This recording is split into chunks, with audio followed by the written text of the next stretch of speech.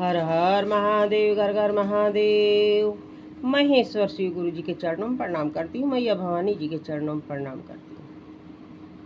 गुरु भाई बहन, एक बहुत ही सुंदर भजन सुनाने जा रही हूँ। इस भजन को सुनिए।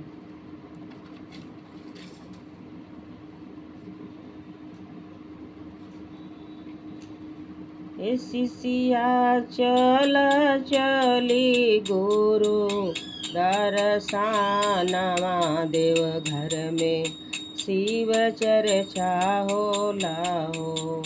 शिष्या चल चली गुरु दर्शनवा देव घर में शिव चर्चा होला हो। शिष्या चला चली गुरु दर्शनवा देव घर में शिव चर्चा होला हो।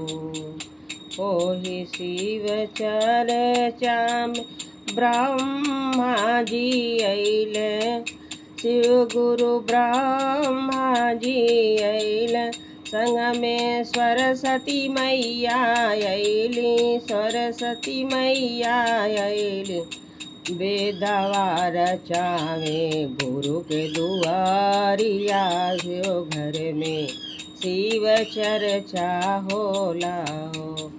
शिव गुरु वेदवा रचावे भोला के दुआरिया, शिव घर में शिव चर्चा होला हो। शिष्या चला चली गुरु दर्शनवा देव घर में शिव चर्चा होला हो। शिष्या चला चली गुरु दर्शनवा देव घर में शिव चर्चा होला हो। ओहि शिव चर्चा में विष्णु जी अइले, विष्णु जी अइले, गुरु जी लक्ष्मी मैया अइले, शिव चर्चा होला हो। शिव गुरु सृष्टि रचावे भोला के दुआरिया, देव घर में शिव चर्चा होला हो। शिव गुरु सृष्टि रचावे भोला के दुआरिया, देव घर में शिव चर्चा होला हो। शिष्या चला चली गुरु दर्शनवा देव घर में शिव चर्चा होला हो।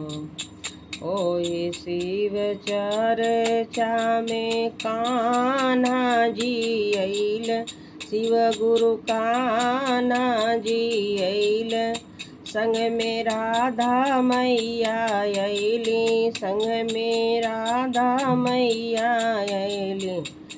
बांसी बजावे भोला के दुआरिया, देव घर में शिव चर्चा होला हो।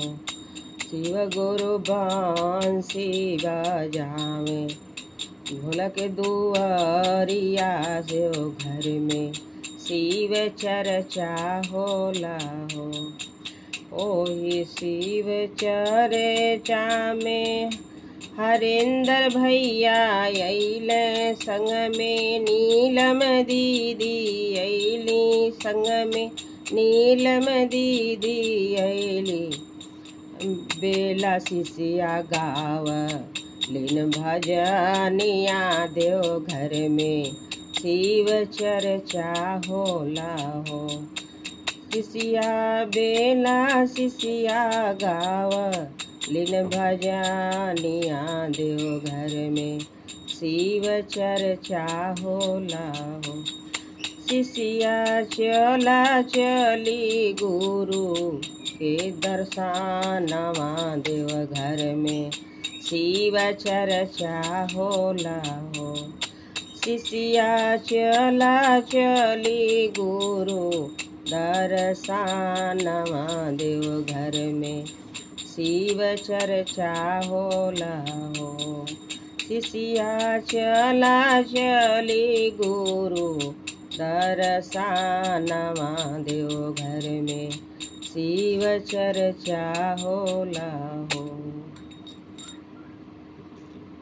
गुरु भाई बहन, ये भजन पसंद आया हो तो मेरे वीडियो को लाइक करें, शेयर करें, सब्सक्राइब कर लें कि जो भी गीत गाना भजन हम डालें आपके पास पहुंचता रहे, आप देखते रहें, सुनते रहें, महेश्वर शिव गुरु से दया लेते रहें। नमः शिवाय।